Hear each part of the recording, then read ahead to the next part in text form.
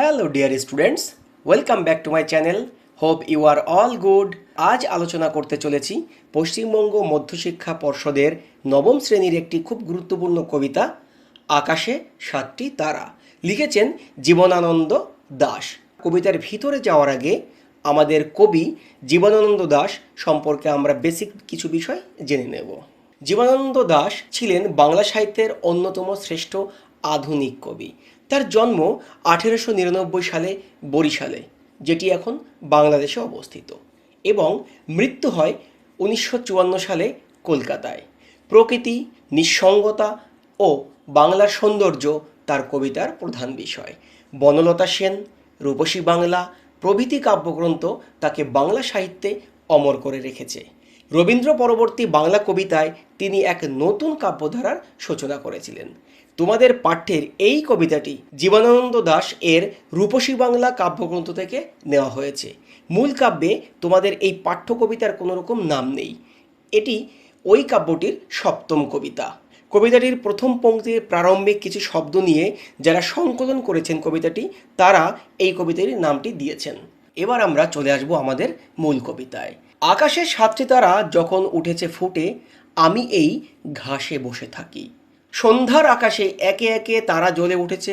সেই শান্ত নিস্তব্ধ সময়ে কবি ঘাসের উপরে বসে প্রকৃতির সৌন্দর্য অনুভব করছেন।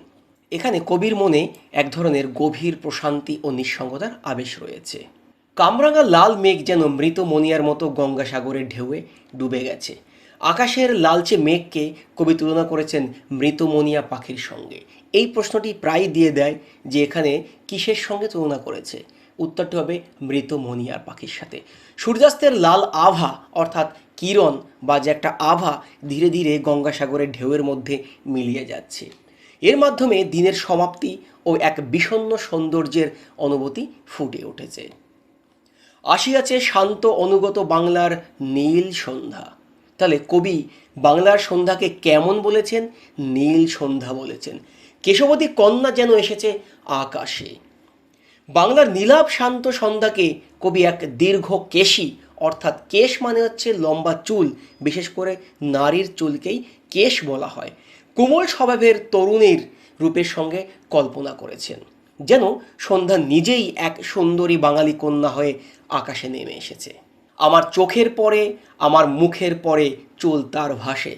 এই পরে কথাটি অ্যাকচুয়ালি হবে হচ্ছে উপরে, অর্থাৎ আমার চোখের উপরে, আমার মুখের উপরে চুল তার ভাসে। কার? কেশবতী কন্যার, প্রকৃতপক্ষে সন্ধ্যার, সেই কল্পিত সন্ধ্যা কন্যার। এই দেখো এখানটা খুব সুন্দর একটি কথা, সন্ধ্যা কন্যার চুল যেন কবির চোখ এবং মুখের উপরে ভেসে পড়ছে। এর মাধ্যমে কবি বোঝাতে চেয়েছেন সন্ধ্যার সৌন্দর্য ও প্রকৃতির কোমলতা তাকে সম্পূর্ণরূপে আচ্ছন্ন করে ফেলেছে। পৃথিবীর কোনো পথে কন্যারে দেখেনি কো। এই সন্ধ্যা কন্যার মতো এক অপূর্ব সৌন্দর্য পৃথিবীর কোথাও দেখা যায় না। অর্থাৎ রূপসী বাংলার এই বাংলায় যে সন্ধ্যা নেমে আসে, অত সুন্দর সৌন্দর্য পৃথিবীর কোথাও আর দেখা যায় না। কবি এটাই বলতে চেয়েছেন। সে এক অনন্য রূপসী যার তুলনা কারোর সঙ্গেই নেই। দেখি নাই অত অজস্র চুলের চুমা হিজলে কাঁঠালের জামে ঝরে অবিরত।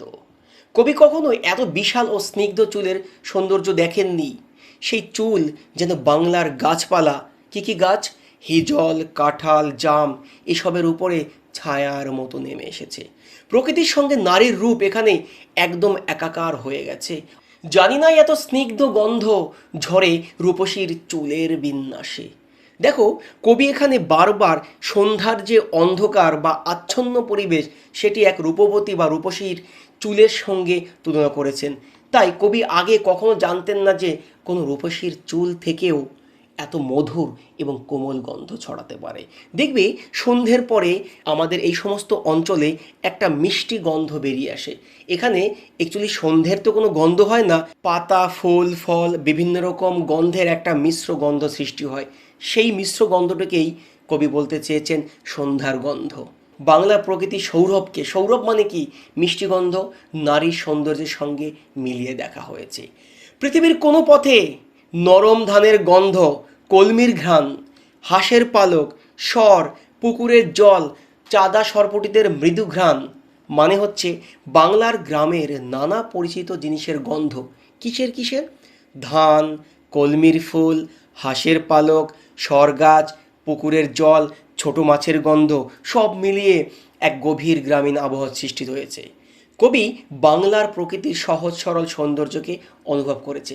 দেখো, এর আগে একটু দেখে নাও যে খুব সুন্দর একটা গন্ধ, যে আমি এরকম গন্ধ আর কোথাও পাইনি, জানি না এই এত স্নিগ্ধ গন্ধ ঝরে রূপসীর চুলের বিন্যাসে। এখানে রূপসীর চুলের থেকে যে গন্ধটা বের হচ্ছে তা এখানে চলে আসো। কি কি?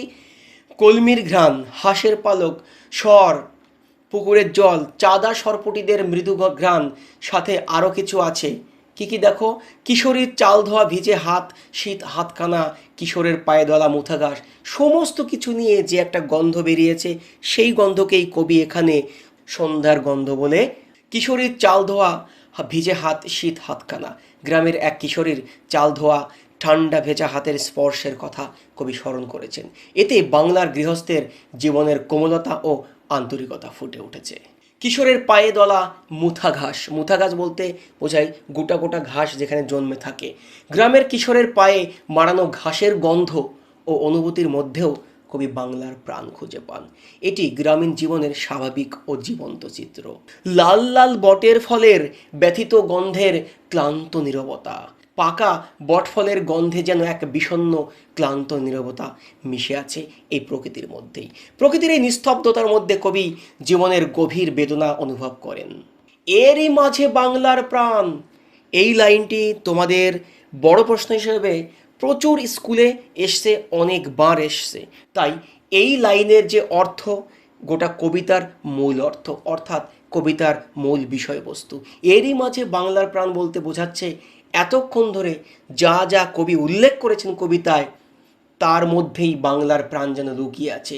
এই সব গন্ধ, প্রকৃতি, মানুষ, গ্রামীণ দৃশ্য, অনুভূতির মধ্যেই বাংলার আসল প্রাণ লুকিয়ে আছে। বাংলার সৌন্দর্য তার প্রকৃতি এবং সাধারণ মানুষের জীবনেই প্রকাশ পায়। আকাশে 7টি তারা যখন উঠেছে ফুটে, আমি পাই টের। কে? আমি বলতে কে? এখানে কবি নিজে। কি টের পান? সন্ধ্যার আকাশে তারা উঠলে কবি আবার উপলব্ধি করেন বাংলার এই গভীর সৌন্দর্য ও প্রাণের অস্তিত্ব।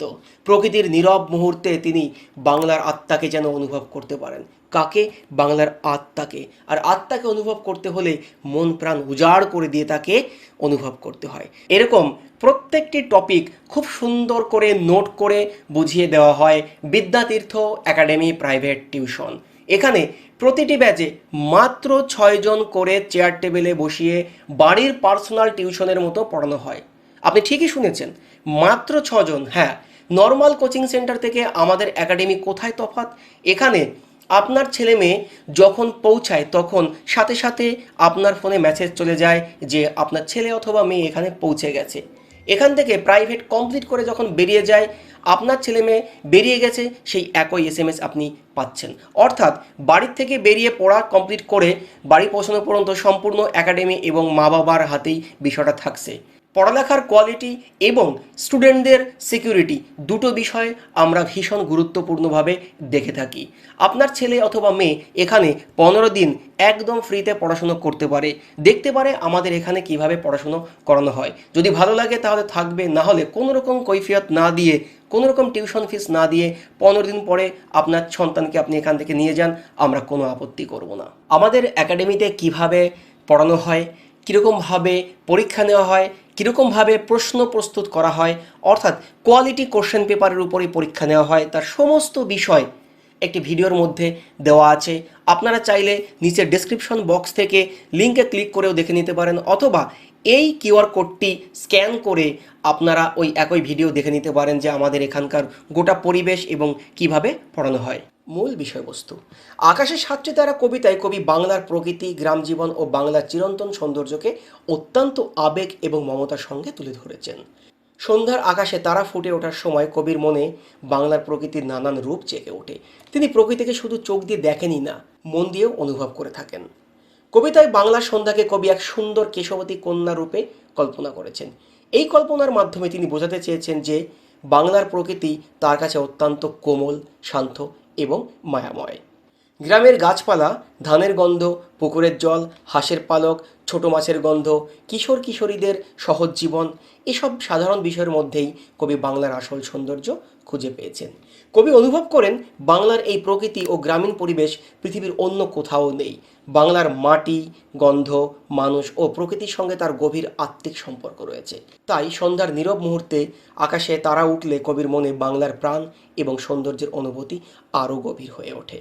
এই কবিতার মাধ্যমে কবি মূলত বাংলার প্রাকৃতিক সৌন্দর্য, গ্রামীণ জীবনের সরলতা এবং বাংলার প্রতি তার গভীর ভালোবাসা প্রকাশ ঘটিয়েছেন। কবিতাটি আমাদের শেখায় যে নিজের দেশ ও মাটির সাধারণ জিনিসের মধ্যেও অসাধারণ সৌন্দর্য লুকিয়ে থাকে, আর আমরা চাইলেই সেই সৌন্দর্যকে খুঁজে পেতে পারি। যদি ভিডিওটি ভালো লেগে থাকে তাহলে লাইক করতে, শেয়ার করতে ভুলবে না।